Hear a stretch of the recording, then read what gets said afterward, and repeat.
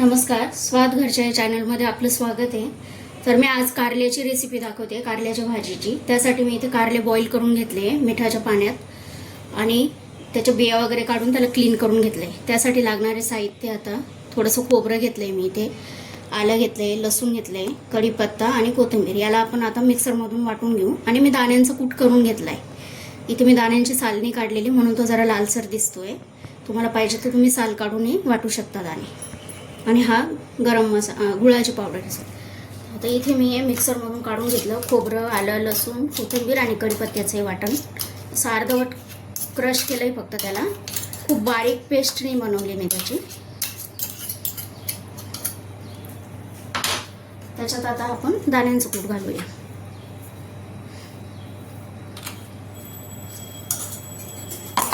इथे मी थोडीशी गुळाची पावडर घालते। याच्यात मी आता मसाले टाकते।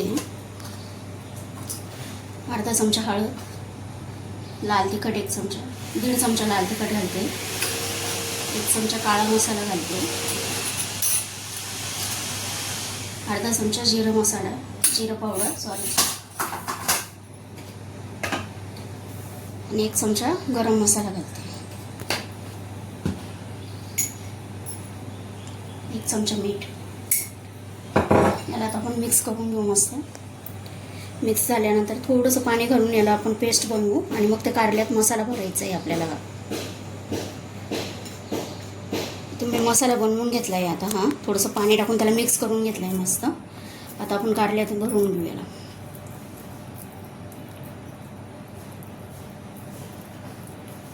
ही अशी मसाला भरून केलेली कारल्याची भाजी, जे कारले खात नसतील ना तेही कारले खायला लागतील, एवढी छान लागते चवीला। नक्की ट्राय करून बघा। आणि अशी भाजी केल्यानंतर एक पोळी नक्की जास्त खा। आपण हे सगळे कारले भरून घेऊ आणि मग तेलात फोडणी देऊ। इथे मी भाजीसाठी मस्टर्ड ऑइल घेतलंय सपोलाचं। त्याला थोडंसं मी गरम करून घेतलंय। आता त्याच्यात मी जिरं टाकते। जिरं टाकून झाल्यानंतर आता आपण हे भरलेले कारले त्याच्यात टाकू।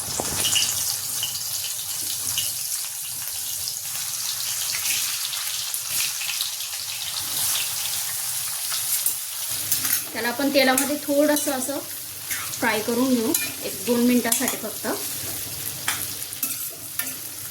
आणि मग आपला उरलेला मसाला आपण त्याच्यात टाकू आणि पाणी थोडंसं, मी इथे दाट ग्रेव्ही बनवते, मसाला कारलं बनवून राहिली, त्यासाठी मी जास्त पाणी नाही वापरणार याच्यात। अगदी अर्धा ग्लास पाणी भरपूर होईल।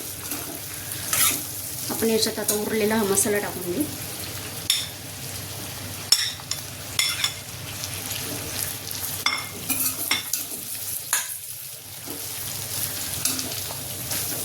खूप छान लागते अशा पद्धतीने केलेली भाजी। नक्की करा तुम्ही आणि मला कमेंटमधून कळवा की तुम्हाला आवडली का अशा पद्धतीने केलेली भाजी। आणि प्लीज व्हिडिओला लाईक करा, शेअर करा आणि सबस्क्राईब करा।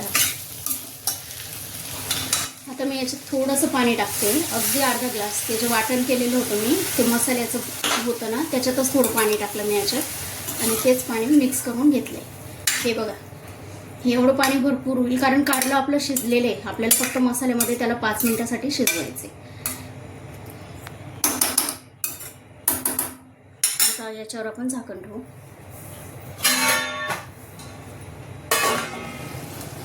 चला, आपली भाजी तयार झाली। इथे आपण बघूया। हे बघा किती छान रंग आलाय आपल्या भाजीला। हे अशा पद्धतीने बनवली मी कारल्याची भाजी। किती छान रसा दिसतोय बघा। तुम्ही ही चपाती सोबत, भाकरी सोबत, कशासोबतही खाऊ शकता। आपली भाजी तयार झाली इथे आता। आणि व्हिडिओ आवडला असेल तर व्हिडिओला लाईक करा, शेअर करा आणि सबस्क्राईब करा। धन्यवाद।